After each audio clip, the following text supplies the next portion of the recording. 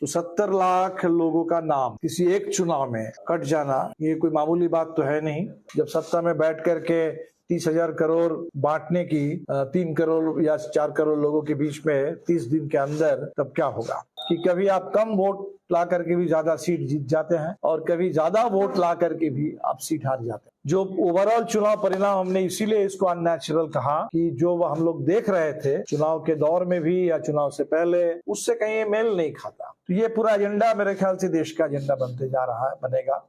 SIR हो, ये इतने बड़े पैमाने पर कैश ट्रांसफर हो, या पूरे देश में ये जो विपक्ष रहित एक लोकतंत्र बनाने की कोशिश की, कोई एक पार्टी का चले, कोई एक ही राज चले पूरे देश में, ये इस देश में लोकतंत्र में तो लोकतंत्र की पूरी प्राण शक्ति है, पूरी जीवंतता है, उसको कैद कर लेने की, उसको खत्म कर देने की जो पूरी कोशिश है, इससे तो चिंता बढ़ी है देश में। आज हम लोग पूरे जो भी हमारे चुनाव में उम्मीदवार थे, सभी साथियों के साथ अभी हम लोग की बैठक चल रही है। तो हम लोग 18 तारीख से 24 तारीख तक एक सप्ताह हमारे सभी जीते हुए हारे हुए तमाम उम्मीदवार जनता के बीच में होंगे। 18 से 20 एक सघन जन संपर्क जन संवाद अभियान 18 से 24 एक सप्ताह का हमारा होगा। और जिन्होंने इस पूरे दौर में जिन लोगों ने भरोसा किया हमारे ऊपर, वोट किया, उनका आभार। बाकी भी जहां वोट नहीं भी मिला, उनसे भी हम लोग सुनना समझना चाहेंगे। और कुल मिलाकर के जो बिहार में परिणाम आया, इस परिणाम के बारे में भी लोग क्या सोच रहे हैं, समझ रहे हैं, इस पर भी जनता से हम लोग संवाद करेंगे।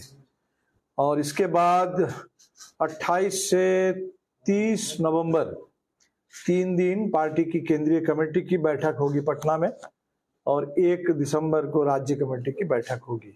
तो आगे ये बैठकों का सिलसिला चलेगा। जहां तक हमारे एक तरीके से इनिशियल आप कहेंगे कि चुनाव परिणाम को लेकर के, तो हमें तो बिल्कुल ये ऐसे परिणाम की उम्मीद नहीं थी, बिल्कुल उम्मीद से परे और काफी हद तक समझ से भी परे। इस परिणाम को समझना भी बहुत कठिन है। तो इसलिए हमने कहा कि unnatural, unexpected and unnatural outcome. अब कुछ चीजें हैं जो साफ चुनाव के दौर में भी दिखी है और अभी भी समझ में आ रही है, दिख रही है। एक तो जाहिर सी बात है SIR ने बड़े तौर पर पहली बार देश में एक ऐसा चुनाव हुआ जहां चुनाव से ठीक पहले एक SIR के जरिए पूरे मतदाता सूची को उसमें संशोधन किया गया। मैंने एक तरीके से नए सिरे से मतदाता सूची तैयार की गई, और जिसके चलते करीब 70 लाख लोगों के नाम कटे। और बहुत सारे लोग जो वोट डालने के लिए जब पहुंचे बूथ में, तब लोगों को पता चला, समझ में आया कि नाम नहीं है। तो 70 लाख लोगों का नाम किसी एक चुनाव में कट जाना ये कोई मामूली बात तो है नहीं। और जो नाम जुड़े भी हैं वो भी करीब शुरू में मेरे ख्याल से 22 लाख नाम जुड़े थे, और फिर SIR हो जाने के बाद एकदम चुनाव से पहले 10-15 दिन के बीच में फिर करीब 3.5-4 लाख लोगों के नाम जुड़े। ये सब कुछ काफी चौंकाने वाला, और तो इसका एक असर तो दिखा पूरे चुनाव में। दूसरा, जिस तरीके से पैसे चुनाव से ठीक पहले, तब तक चुनाव की घोषणा नहीं हुई जब तक सरकार ने अपनी सारी योजनाओं के बारे में अचानक घोषणा नहीं कर दी। और चुनाव होगा ठीक पहले ये घोषणा होगी कि 10,000 रुपए हर जीविका से जुड़े महिलाओं के खाते में दिया जाएगा, और वो पैसा चलता रहा। इधर चुनाव भी हो रहा था और पैसे भी बांटे जा रहे थे। ये भी गजब किस्म का प्रयोग है पूरे हिंदुस्तान के लोकतंत्र में, चुनाव के इतिहास में, ऐसा कोई उदाहरण इससे पहले नहीं रहा। और ऐसा अगर आगे भी होता रहेगा तो कोई भी सरकार जो एक बार अगर सत्ता में बैठ जाए, अगर उसको ये खुली छूट रहे कि चुनाव से पहले आप कोई भी योजना लाइए, पैसे बांटते रहिए, तब तो इस देश में चुनाव का भी कितना क्या मतलब रह जाएगा, ये सोचने वाली बात है। तो हम लोग इस पर भी जरूर सोचेंगे कि भाई ये जो प्रयोग किया गया, तो बिहार से तो इस प्रयोग की शुरुआत हुई और इसके देखा देखी ये प्रयोग तो और आगे बढ़ेगा, और ऐसा ही प्रयोग होता रहेगा तो चुनाव में लोग क्या कर पाएंगे। जिसको कहा जाता है लेवल प्लेइंग फील्ड, एक कहीं सत्ता में बैठ करके कुछ कर रहे हैं और बाकी लोग विपक्ष में है, तो विपक्ष वाले क्या कर लेंगे जब सत्ता में बैठ करके 30,000 करोड़ बांटने की 3 करोड़ या 4 करोड़ लोगों के बीच में 30 दिन के अंदर इतने पैसे बांटने की खुली छूट होगी, तब क्या होगा। इसीलिए ये सब बातें बिल्कुल अपनी जगह पर है। फिर भी हमने देखा कि हमें वोटों में हमारी कोई गिरावट नहीं है। हम लोगों को 14 लाख से ज्यादा कुछ वोट मिले, लेकिन जो हमारा सिस्टम है, इस सिस्टम में वोट और सीट में अक्सर कोई आपको सीधा रिश्ता ही नहीं दिखेगा। तो इस जो first past the post system है, इस सिस्टम की ये विडंबना है, इसकी अपनी विसंगति है कि कभी आप कम वोट ला करके भी ज्यादा सीट जीत जाते हैं और कभी ज्यादा वोट ला करके भी आप सीट हार जाते हैं।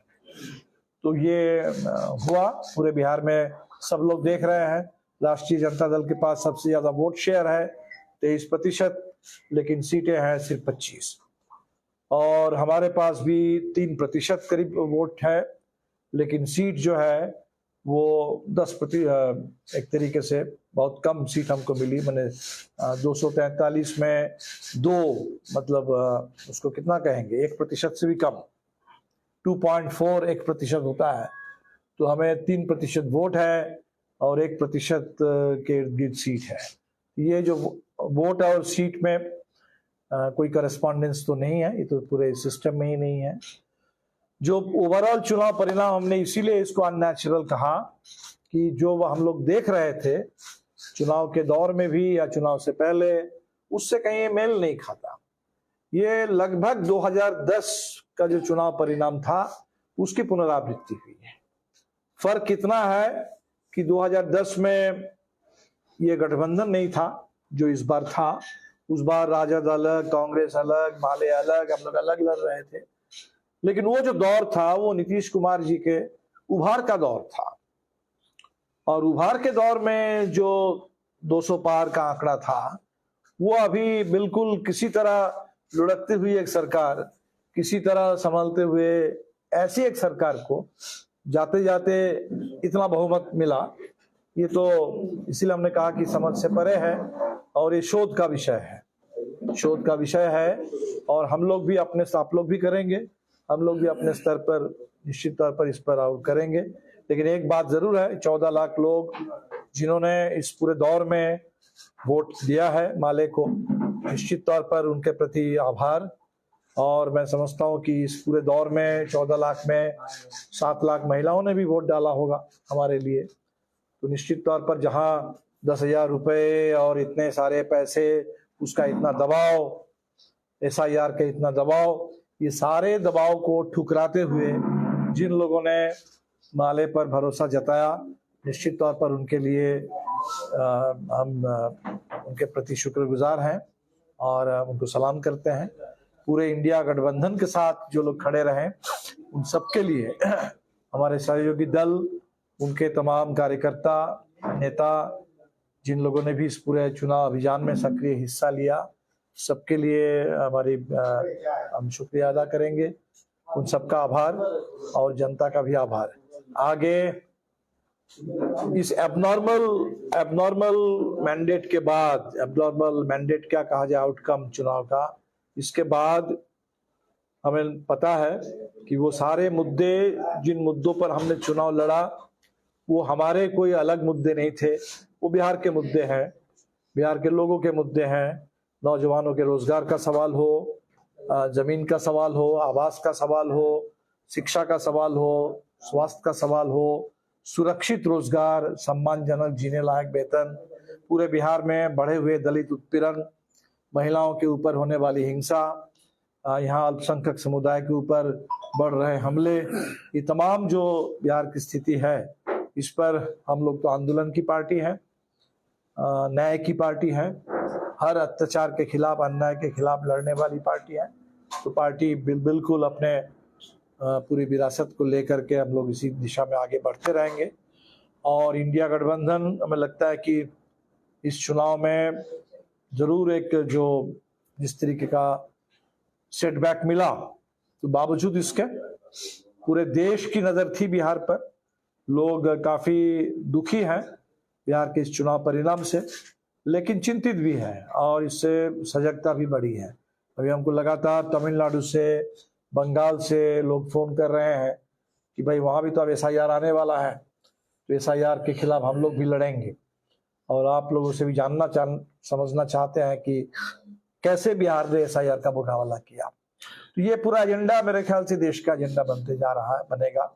SIR हो, ये इतने बड़े पैमाने पर कैश ट्रांसफर हो, या पूरे देश में ये जो विपक्ष रहित एक लोकतंत्र बनाने की कोशिश कि कोई एक पार्टी का चले, कोई एक ही राज चले पूरे देश में, ये इस देश में लोकतंत्र में जो लोकतंत्र की पूरी प्राण शक्ति है, पूरी जीवंतता है, उसको कैद कर लेने की, उसको खत्म कर देने की जो पूरी कोशिश है, इससे तो चिंता बढ़ी है देश में। और हम उम्मीद करते हैं जो चिंता है उसी से रास्ता भी निकलेगा। और हिंदुस्तान में ये लोकतंत्र हम लोग बहुत लंबी लड़ाई से मिला था, और इसीलिए हम लोग लड़ते रहेंगे बिहार में भी अपने हक के लिए, पूरे देश में भी न्याय के लिए, इसके लिए हम लोग लड़ते रहेंगे। तो इतनी बात तो अभी फिलहाल कर सकते हैं। और संदीप जी हैं, अरुण जी हैं, अगर कुछ एक शब्द जोड़ना चाहेंगे, बाकी साथी लोग भी हैं।